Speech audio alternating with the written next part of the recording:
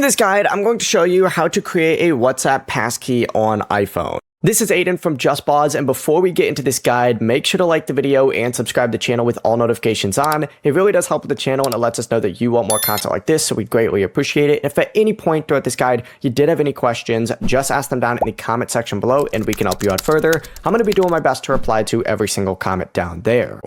Begin by opening up WhatsApp, and you need to tap settings down in the bottom right corner, and then from here just go ahead and select accounts and then go ahead and find passkey. From here, you just need to tap create passkey and then of course go ahead and continue, and your iPhone will ask you to confirm the passkey using your device security such as Face ID, Touch ID, or your iPhone passcode.